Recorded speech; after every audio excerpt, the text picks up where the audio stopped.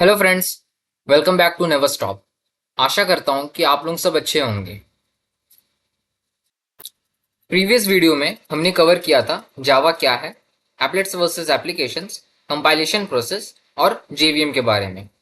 अगर नहीं देखा पहले वो देख लो, क्योंकि आज उसके आगे बढ़ेंगे।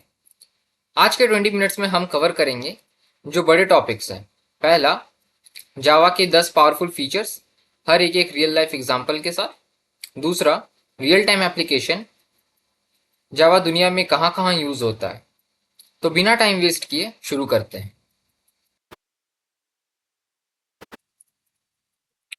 जावा इतना पॉपुलर क्यों है? क्योंकि इसके पास एक पावरफुल सेट ऑफ फीचर्स हैं जो इसे बाकी लैंग्वेजेस से अलग बनाती हैं। चलो इन्हें एक एक करके क्विकली समझते हैं। सबसे पहला, ये एक सिंपल लैंग्वेज है। प्रोग्रामिंग लैंग्वेजेस जैसे कि सी और सी प्लस प्लस में पॉइंटर्स होते हैं जिससे हम डायरेक्टली मेमोरी को एक्सेस कर सकते हैं। बट जावा में ये चीज़ नहीं है, जो कि जावा को और अधिक सिंपल और एरर प्रोन बनाता है। अब पॉइंटर्स क्या होते हैं, मैं थोड़ा सा डेफिनेशन देता हूँ। इसके बारे में ज़्यादा गहराई में जानने की आपको कोई आवश्यकता है नहीं। देखिए, अब जब भी हम कुछ variable v is equal to मान लीजिए 23, ये एक वेरिएबल हमने बनाया, अपने कोड पे लिखा, तो रैम पे अभी क्या होता है, जब हम प्रोग्राम को रन करेंगे, रैम होता है हमारे पास एक, और रैम में मेमोरी एड्रेसेस होती हैं। तो मान लीजिए वी रैम के एक मेमोरी एड्रेस है 1001, वो वी को असाइन हो जाएगा। मतलब 1001 पे मेमोरी एड्रेस पे हम लोग क्या रख देंगे, वी वेरिएबल को रख देंगे। ठीक है। सो सी और सी प्लस प्लस ये एक ऐसा फीचर प्रोवाइड करता है ना, जिससे कि हम डायरेक्टली 1001 को एक्सेस कर सकें। पर जावा में ये नहीं होता। जावा में इसको इसलिए रिस्ट्रिक्ट किया गया बिकॉज इसके बहुत सारे सिक्योरिटी कंसर्न्स हो जाते हैं। सो ये काफ़ी एक सिंपल लैंग्वेज बन जाता है, जिस कारण से, क्योंकि हमें मेमोरी एड्रेस से डायरेक्ट डील करने का कोई ज़रूरत नहीं पड़ता, जावा उसे ऑटोमेटिकली डील करता है। अब चलते हैं सेकंड पॉइंट की ओर, ऑब्जेक्ट ओरिएंटेड। जावा में हर चीज़ ऑब्जेक्ट के अराउंड ऑर्गेनाइज्ड होती है, बिल्कुल रियल वर्ल्ड की तरह। रियल वर्ल्ड में सोचो, एक स्टूडेंट ऑब्जेक्ट है, उसके पास नाम, रोल नंबर, मार्क्स हैं, वो सारे उसके एट्रीब्यूट्स हुए। वो पढ़ सकता है, एग्ज़ाम दे सकता है, वो उसके सारे मेथड्स हुए। जावा में भी एग्जैक्टली ऐसे ही ऑब्जेक्ट्स बनते हैं। ऑब्जेक्ट ओरिएंटेड प्रोग्रामिंग के टोटल 4 पिलर्स हैं: इनकैप्सुलेशन, इनहेरिटेंस, पॉलीमॉर्फिज्म, एब्स्ट्रैक्शन। इन्हें हम लास्ट वीडियो में पढ़ चुके हैं। इसका डेफिनेशन हम समझते हैं। Java is object oriented because programs are organized around objects and classes that model real world entities with attributes and methods. तीसरा फीचर है प्लेटफॉर्म इंडिपेंडेंट। ये जावा का सबसे बड़ा सुपर पावर है। हमने लास्ट वीडियो में डेडिकेटेडली समझा था कि ये प्लेटफॉर्म इंडिपेंडेंट कैसे होता है। फिर भी मैं आपको एक बार और समझा देता हूँ। जावा यानी कि कोई भी फाइल डॉट जावा के एक्सटेंशन के साथ जब हम उसे रन करते हैं, वह एक इंटरमीडिएट लैंग्वेज बनाता है डॉट क्लास के नाम से। और उस डॉट क्लास फाइल को किसी भी ऑपरेटिंग सिस्टम में रन किया जा सकता है जिसके पास जेवीएम हो, जो कि उसे प्लेटफॉर्म इंडिपेंडेंट बनाता है। लास्ट वीडियो में हमने इसके बारे में इन डिटेल पढ़ाई की थी, तो अगर आपने लास्ट वीडियो नहीं देखा तो उसे जाके ज़रूर देखें। फिर हम देखते हैं पॉइंट नंबर 4, सिक्योर्ड। आज के ज़माने में सिक्योरिटी क्रिटिकल है और जावा ने इस डिज़ाइन के लेवल पे बिल्ड किया। जावा 4 तरीके से सिक्योरिटी प्रोवाइड करता है। जैसे कि मैंने अभी कहा, वो पॉइंटर्स प्रोवाइड नहीं करते, यानी कि डायरेक्ट मेमोरी एक्सेस नहीं हो सकती है। सो हैकर्स मेमोरी मैनिपुलेट नहीं कर सकते। Second, byte code verifier. JVM code run करने से पहले वेरीफाई करता है कोई मैलिशियस कोड तो नहीं है बाइट कोड पे। सिक्योरिटी मैनेजर डिफाइन करता है प्रोग्राम क्या एक्सेस कर सकता है और क्या नहीं। फोर्थ है cryptography support, data encrypt decrypt करने की बिल्ट इन कैपेबिलिटी रखता है। इसका एक रियल वर्ल्ड एग्जांपल लेते हैं। एसबीआई या एचडीएफसी नेट बैंकिंग आपका पासवर्ड ट्रांजैक्शंस सब जावा की सिक्योरिटी फीचर्स की वजह से ही सेफ है। Java is secure due to absence of pointers, a bytecode verifier, a security manager for access control and built in cryptographic support. ये इसका डेफिनेशन हो जाता है। अब देखते हैं फिफ्थ पॉइंट, जो कि है रोबस्टनेस। रोबस्ट मतलब स्ट्रॉन्ग, रिलायबल, क्रैश प्रूफ। जावा 3 तरीके से रोबस्टनेस इंश्योर करता है। सबसे पहला, स्ट्रॉन्ग टाइप चेकिंग। कंपाइलर ही टाइप एरर्स पकड़ लेता है, प्रोग्राम चलेगा ही नहीं अगर टाइप्स गलत हैं। सेकंड है exception handling. Run time errors को ग्रेसफुली हैंडल करो, प्रोग्राम क्रैश नहीं होगा। मैं आपको बताता हूं कि एक्सेप्शन हैंडलिंग एक्चुअली बोला किसको जाता है। मान लीजिए हमें कुछ 2 नंबर को डिवाइड करना है, ठीक है, तो 3/2 ये इजीली हो सकता है, ये डिविजिबल है। फ्रैक्शंस में हमारा आउटपुट आएगा 4/2, ये भी आउटपुट हो के इसका भी आउटपुट आ सकता है 2, ठीक है। वैसे ही 0 को भी हम डिवाइड कर सकते हैं किसी नंबर से, उसका आउटपुट 0 आ जाएगा। किसी चीज़ को, किसी एक वैल्यू को 0 से डिवाइड कर सकते हैं? जी नहीं, ये नहीं हो सकता है, ये अनडिफाइंड होता है, ठीक है। सो ये क्या हुआ, ये हमारा एक एक्सेप्शन हो गया, इसे हम लोग एक्सेप्शन बोलते हैं। इसी तरह से अलग अलग एक्सेप्शन होते हैं, ये अर्थमेटिक एक्सेप्शन के अंदर आता है। इसके बारे में हम लोग आगे चल के डिटेल में पढ़ेंगे। बस अभी आप इतना जानिए कि एक्सेप्शन कैसे दिखता है। मतलब कुछ काम तो हो सकते हैं, लेकिन कुछ कुछ ऐसी चीज़ें हैं जो कि मतलब हमारे रूल्स को अलाउ नहीं करते हैं, तो ये एक एक्सेप्शन हुआ। आइए एक और हम एक्सेप्शन देखते हैं। मान लीजिए मुझे एक कोई फाइल खोलना है, उस फाइल का नाम है file.txt। इसको मुझे अपने कोड से एक्सेस करना है, लेकिन मान लीजिए ये जिस लोकेशन पे मैं एक्सेस करना चाहता हूँ उसको, ये फाइल उस लोकेशन पे अवेलेबल ही नहीं है, तो मुझे उस टाइम एक्सेप्शन आएगा, और एक्सेप्शन का नाम क्या होगा? Not found exception.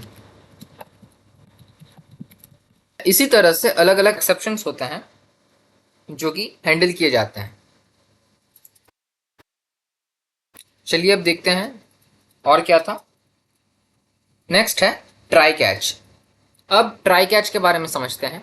रोबस्टनेस में आता है ट्राई कैच। मान लीजिए हम एक कोई रिस्की कोड लिखना है जो कि कंफर्म नहीं है कि चलेगा ही, चल सकता है बट किसी किसी सिचुएशंस पे हो सकता है कि वो ना चले, कुछ कुछ एरर दे। अब होता क्या है कि अगर मेरा एक भी लाइन एरर देता है तो बाद बाकी की चीज़ें भी नहीं चलती हैं, मतलब जावा उसको रन ही नहीं कराएगा, फिर वो पूरी कोड बंद हो जाएगा। सो हम लोग ऐसे रिस्की कोड को क्या करते हैं कि चलाने के लिए हम लोग उसको ट्राई कैच ब्लॉक के अंदर लिखते हैं। ट्राई के अंदर हम लोग यहाँ पे कोड लिखेंगे जो कि हमारा रिस्की कोड है, और अगर मान लीजिए कोड फेल करता है और कोड चलता नहीं है किसी कारण से, सो हम लोग यहाँ पे एक एक्सेप्शन डालते हैं जो कि मैसेज होता है कि ये कोड नहीं चला या क्यों नहीं चला। सो ये होता है ट्राई कैच। फिर आता है हमारा फोर्थ, गार्बेज कलेक्टर। जैसे कि गार्बेज कलेक्टर के बारे में मैंने कल बताया था, वो खाली पड़े हुए मेमोरी को, यानी कि बेकार मेमोरी को जावा खुद ही फ्री कर देता है ताकि मेमोरी लीक ना हो। मेमोरी लीक यानी कि हमारा रैम भर ना जाए। हमारे आजकल के सिस्टम्स में मेमोरी लीक होना पॉसिबल नहीं होता, बिकॉज आजकल तो बहुत बड़े बड़े मेमोरीज आ जाते हैं।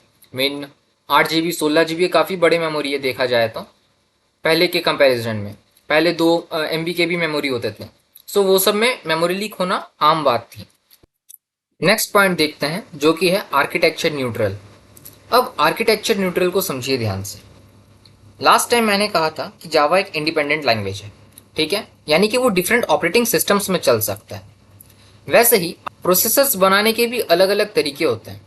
जैसे कि लैपटॉप में x86 का चलता है, फ़ोन्स में आर्म प्रोसेसर्स यूज़ होता है, सर्वर्स में स्पार्क, ठीक है, उसी तरह से होता है। तो जावा जो है वो आर्किटेक्चर न्यूट्रल भी है, यानी कि अगर JVM अवेलेबल है ना, तो हमारा बाइट कोड कहीं भी चलेगा। वैसे मैं आपको ये बता दूं कि JVM हर प्रोसेसर के लिए अलग वर्जन में अवेलेबल होता है। सो अगर हम लोग कोई एक ऐसा कोड जिसको हम लोग लैपटॉप में बनाएं और उसका डॉट क्लास फाइल रेडी कर लिए और उसको हम लोग फोन्स में यानी कि आर्म प्रोसेसर में चलाना चाहें और वहाँ पे आर्म प्रोसेसर के कंपैटिबल जेवीएम पहले से अवेलेबल है तो हमारा डॉट क्लास फाइल उसमें भी चल जाएगा बिना किसी एरर के।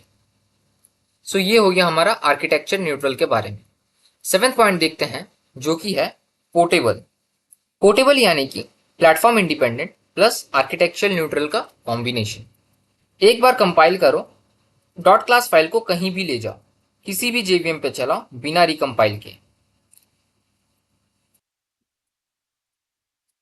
अब चलते हैं पॉइंट नंबर 8 जो कि है high performance. Java initially slow था क्योंकि JVM byte code line by line interpret करता था। फिर जीआईटी कंपाइलर आया यानी कि just time compile. GIT notice करता है कि कौन सा कोड फ्रीक्वेंटली रन हो रहा है, उस कोड को एक बार नेटिव मशीन कोड में कंपाइल कर देता है, दोबारा इंटरप्रेट नहीं करना पड़ता है, उससे स्पीड बूस्ट हो जाता है। आइए इसको समझते हैं ध्यान से। अब जीआईटी जो होता है ना वो जेवीएम के अंदर होता है। जब जेवीएम बाइट कोड को मशीन लैंग्वेज कोड पे चेंज करता है यानी कि मशीन कोड पे जब चेंज करता है तब ऐसे भी कोड्स होते हैं जो कि मान लीजिए रिपीट हो रहे हैं। मान लीजिए मुझे 1 से लेकर के 100 तक नंबर प्रिंट करना है और हर एक बार मुझे प्रिंट ये करना है कि number is equal to 1, number is equal to 2। इसी तरह से मुझे कहाँ तक करना है, नंबर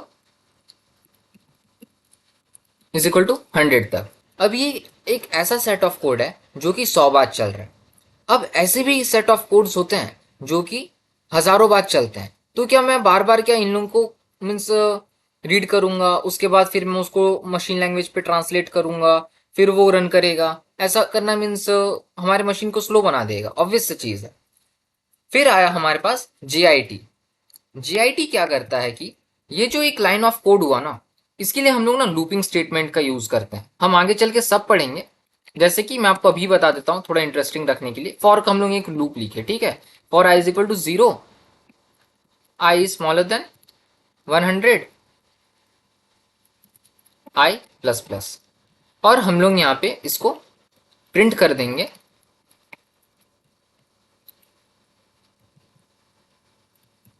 मैं प्रॉपर सिंटैक्स नहीं लिख रहा हूं अभी, बट आपको समझाने के लिए काफी है, ठीक है। हाँ, ये हम लोग एक कोड लिखे, ये एक्चुअल कोड कुछ इस तरह का दिखेगा। अब जो है ये कोड, सेट ऑफ कोड, अगर नॉर्मल वे में क्या होता कि बार बार रन होता, बार बार मशीन को ट्रांसलेट करना पड़ता, एक बार हुआ, दूसरा बार हुआ, तीसरा बार हुआ, 100 बार तक ऐसे ही चलता है ये। लेकिन जीआईटी क्या करता है कि इस कोड को एक ही बार ट्रांसलेट करेगा और उसको करके मेमोरी में सेव कर देगा, जिस कारण से वो बाद बाकी जितनी बार भी उसको यूज करना है वो सिंपली जाके उसको बस वहां से चेक करेगा और यूज करके खत्म करेगा। सो इससे हमारा जो है जावा काफी फास्ट बन जाता है। आइए चलते हैं नेक्स्ट पॉइंट पे, डिस्ट्रीब्यूटेड। अच्छा, ये पॉइंट जो है ये थोड़ा सा कॉम्प्लेक्स है। ये मीन्स एक बोनस पॉइंट की तरह समझिए इसको। डिस्ट्रीब्यूटेड क्या है एक्चुअली में?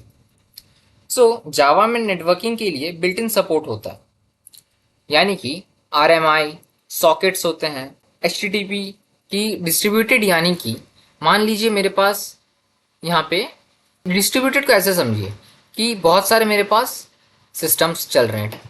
अब कभी भी जो कोड लिखा होता है ना वो एक सिस्टम पे लिखा हुआ नहीं होता है, उसके लिए कई सारे सिस्टम हो सकते हैं लिखे हुए, अलग अलग सर्वर पे अलग अलग कोड लिखा हुआ होता है।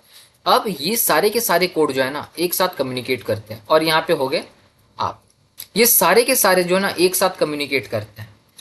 एक मेरे पास एप्लीकेशन बना हुआ है स्विगी का, मान लीजिए आप, तो स्विगी का कुछ एप्लीकेशन इस वाले बॉक्स पे लिखा होगा, कुछ हिस्से का एप्लीकेशन इस वाले बॉक्स पे होगा, कुछ इस पे होगा, और आप जो यूज करेंगे आप उसका एप्लीकेशन, मतलब हम लोग जो सॉफ्टवेयर यूज करते हैं एप्लीकेशन उनको ऑर्डर वगैरह प्लेस करने के लिए, रेस्टोरेंट वगैरह में खाना वगैरह देखने के लिए। सो ये सारे एक दूसरे के साथ कम्युनिकेट करते हैं। ये किसकी मदद से होता है? ये जावा के डिस्ट्रीब्यूटेड सपोर्ट के कारण ही पॉसिबल हो पाता है, ठीक है। आप इसको ज़्यादा डीप में मत समझिए, ये आपको एज अ बोनस पॉइंट समझिए इसमें, बिकॉज ये एक अच्छा हाई लेवल पॉइंट है। मल्टी थ्रेडेड, हाँ ये देख सकते हैं। देखिए मल्टी थ्रेडेड में क्या होता है कि जावा में मल्टी थ्रेडिंग का बेनिफिट है। मल्टी थ्रेडिंग यानी कि मान लीजिए कोई एक इंसान है, अब इसको हम लोग एक ऐसा रियल लाइफ एनालॉजी के साथ समझते हैं। आप रेस्टोरेंट पे गए, हाँ तो देखिए इसको इस तरह से समझिए। आप एक रेस्टोरेंट पे गए हैं खाना खाने के लिए। आप जाके रेस्टोरेंट में बैठते हैं, आपके पास वेटर आया, आपका वेटर ने ऑर्डर लिया। ऑर्डर लेने के बाद वो गया शेफ़ के पास और शेफ़ को आपका ऑर्डर के बारे में बताया। तो जब तक शेफ़ आपका ऑर्डर प्रिपेयर कर रहा है, वेटर जाके दूसरों का भी ऑर्डर ले लेगा, क्योंकि कुछ आप अकेले तो होंगे नहीं, और भी बहुत सारे लोग होंगे वहाँ पे रेस्टोरेंट पे। तो अभी अगर आपका वेटर बनने का वेट करे वेटर, तो फिर ऐसे में तो फिर दिक्कत हो जाएगा ना। मीन्स वो लोग वेट करते रह जाएंगे, बाद बाकी के कस्टमर्स गुस्सा होकर भाग जाएंगे। सो ऐसे काम नहीं करता है। उसी तरह से मल्टी थ्रेडिंग क्या करता है, आप एक किसी टास्क के लिए कंप्यूटर को बोले कि ये मुझे टास्क करके दो। सो जब तक आपका टास्क बैकएंड में प्रोसेसिंग में चल रहा है, हमारा जो प्रोसेसर होता है वो दूसरे टास्क करना भी स्टार्ट कर देता है। मीन्स एक टास्क पूरा होने का वेट नहीं करता। जब तक एक टास्क हो रहा है, वो जाके दूसरे सारे टास्क को भी देखना शुरू कर देता है। उससे टाइम बचता है। फिर जैसे ही आपका टास्क खत्म हो गया, आपका टास्क आपके पास आ जाएगा, तब तक दूसरे टास्क भी कुछ कंप्लीट हो चुके होंगे। उससे हमारा काफ़ी टाइम बचता है, जो कि जावा को बहुत ही एफिशिएंट बनाता है। सो सिंपल मल्टी थ्रेडिंग का ये एक एग्जाम्पल था, लाइव एग्जाम्पल। तो चलिए अब आते हैं पार्ट 2 की तरफ। जल्दी जल्दी समझते हैं कि real time applications of Java क्या क्या है। सो जावा की मोबाइल एप्लीकेशंस जैसे कि कुछ देख लेते हैं हम। व्हाट्सएप हो गया, पेटीएम, फोन पे, गूगल पे, बायजूस का और खान एकेडमी जैसे e learning platforms, PUBG mobile game, free fire, ये सारे जो एप्लीकेशंस है ना, ये जावा में बने हुए हैं। वैसे ही सेकंड देखते हैं डेस्कटॉप यूआई एप्लीकेशंस पे। एडोब एक्रोबेट रीडर, जावा स्विंग, जावा एफएक्स का यूज़ करके बनाया हुआ है। एक्लिप्स आईडी जावा पे लिखा हुआ है। माइनक्राफ्ट जावा एडिशन, ठीक है, ये डेस्कटॉप गेम पूरा पूरी जावा पे बनाया हुआ है। वैसे ही web based applications banking and e commerce पे, S B I, H D F C, I C I C I net banking, जितने भी सारे जो वेब एप्लीकेशंस है ये सारे जावा पे लिखे हुए हैं। जावा एंटरप्राइज एडिशन बैकएंड, जावा ई भी कहते हैं हम लोग इसे। फिर I R C T C, जहाँ से हम ट्रेन का टिकट बुक करते हैं वो, बी एस सी और N S C stock exchange, Flipkart और अमेजोन जैसे साइट्स भी जावा पे ही बनाए हुए हैं। गेमिंग एप्लीकेशंस देखते हैं कुछ कुछ। Minecraft Java edition, Android games में आ जाता है टेम्पल रन, आप लोग काफ़ी सुने ही होंगे, खेले भी होंगे। Angry birds original version. फिर ऑनलाइन मल्टीप्लेयर सर्वर्स में रोबोटिक्स, हेल्थ केयर, जैसे कि सर्जिकल रोबोट्स आने लगे हैं आजकल एआई के टाइम पे, उससे प्रिसाइजन सर्जरी होता है। जावा कंट्रोल सॉफ्टवेयर रहते हैं सारे। ICU patient manage monitoring systems, ठीक है, real time vital tracking via Java. Pharmacy tools बनाया जाता है। फिर देखिए एजुकेशन एप्लीकेशंस में भी यूज़ किए जाते हैं, जैसे कि जेई और नीट के ऑनलाइन मॉक टेस्ट होते हैं, उसके लिए यूज़ किया जाता है। स्टूडेंट ग्रेडिंग सिस्टम्स बनाए जाते हैं, जिसमें हम लोग परसेंटेज वगैरह रिपोर्ट कार्ड जनरेट किया जाता है।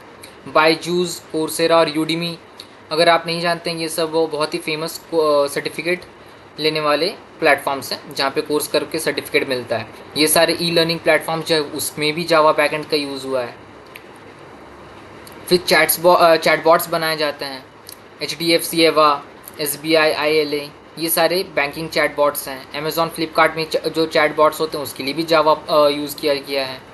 व्हाट्सएप बिजनेस जो एप्लीकेशन है उसके लिए भी जावा के यूज़ किया गया है। फिर वर्चुअल असिस्टेंट भी बनाते हैं, जैसे कि गूगल असिस्टेंट हो गया, ये जो है जावा एंड्रॉयड इन्वायरमेंट पे रन करता है। फिर अमेजॉन एलेक्सा हो गया, Java backend technologies for voice processing. So ये सारे एप्लीकेशंस थे जावा के। अब यहाँ पे है कुछ कुछ प्रैक्टिस क्वेश्चंस। सो टोटल मैंने 12 प्रैक्टिस क्वेश्चंस प्रिपेयर किया है। मैं यहाँ पे कुछ कुछ के आंसर कर दूंगा, बट चाहता हूँ कि आप कुछ कुछ के करें, खुद से देखें। अगर नहीं पता चले तो आप गूगल पे रिसर्च करें थोड़ा सा, उससे आपका नॉलेज थोड़ा और भी बढ़ेगा। तो चलिए पहला क्वेश्चन हम लोग देखते हैं। Define platform independence in Java. What does WORA stands for and what does it mean? So platform independence मतलब ये अलग अलग प्लेटफॉर्म पे काम करता है, ऑपरेटिंग सिस्टम्स पे काम करता है। कैसे? डॉट क्लास फाइल की मदद से। क्यों? क्योंकि वो इंटरमीडिएट कोड है। WORA का मतलब है राइट वंस रन एनीवेयर। ठीक है। Name the 4 pillars of object oriented programming. हमने पढ़ा था क्या क्या होता है। इनकैप्सुलेशन, फिर abstraction, inheritance and polymorphism. Real life example आप इनके बारे में सोचिएगा। फिर हम लोग चलते हैं डिफरेंसेस। क्या? Differentiate between platform independent and architectural neutral. हाँ, प्लेटफॉर्म इंडिपेंडेंट मतलब किसी भी ऑपरेटिंग सिस्टम पे चलना, और आर्किटेक्चर न्यूट्रल मतलब किसी भी प्रोसेसर पे चलना। अलग अलग प्रोसेसर अलग अलग आर्किटेक्चर पे बनते हैं, जैसे कि लैपटॉप के प्रोसेसर हो गए, फिर मोबाइल फोन्स यानी कि एंड्रॉयड के प्रोसेसर हो गए, फिर अलग अलग सर्वर्स के प्रोसेसर हो गए, उन सब पे जावा चल सकता है। ठीक है, तो वो बनाता है। फिर नेक्स्ट गार्बेज कलेक्शन वगैरह के बारे में पढ़े थे हम लोग। कोई भी अगर यूजलेसली वेरिएबल्स मेमोरी खा रहे हैं तो उन्हें वो जावा अपने आप ही क्लियर कर देता है, जो कि C++ जैसे लैंग्वेजेस से हमारे जावा को बेटर बनाता है। फिर इन सारे के आंसर्स दिए हुए हैं या मैंने पढ़ाया है, और अगर कुछ आपको लग रहा है कि मैंने नहीं पढ़ाया तो कमेंट कीजिएगा, मैं उनके बारे में बता दूंगा। बट कोशिश कीजिएगा एक बार कि आप खुद से ट्राई करें, नहीं मिले तो गूगल करें। तो चलते हैं, फिर आज का वीडियो यहीं पे ख़त्म करते हैं हम लोग। आज हमने जावा के 10 फीचर्स देखे डेफिनेशन के साथ, रियल वर्ल्ड में जावा कहाँ कहाँ यूज़ होता है उसके बारे में जाना। सो आज हमारा यूनिट 1 यहीं ख़त्म होता है। नेक्स्ट वीडियो पे हम अपने यूनिट 2 स्टार्ट करने जा रहे हैं। यूनिट 2 को मैं 3 वीडियोस पे ख़त्म करूँगा। उसके बाद जब हम लोग यूनिट 3 स्टार्ट करेंगे तब हम कोडिंग के फंडामेंटल्स स्टार्ट करेंगे, और तब मज़ा आना शुरू होगा आप लोगों को। ठीक है। अगर आपको ये वीडियो पसंद आया तो वीडियो को लाइक ज़रूर कीजिए और नेवर स्टॉप को सब्सक्राइब ज़रूर कीजिए। साथ ही साथ बेल आइकन पे प्रेस करना मत भूलिएगा, इससे आपको इंपॉर्टेंट नोटिफिकेशंस के बारे में तुरंत पता चल जाएगा। और मिलते हैं फिर नेक्स्ट वीडियो पे। Goodbye, take care.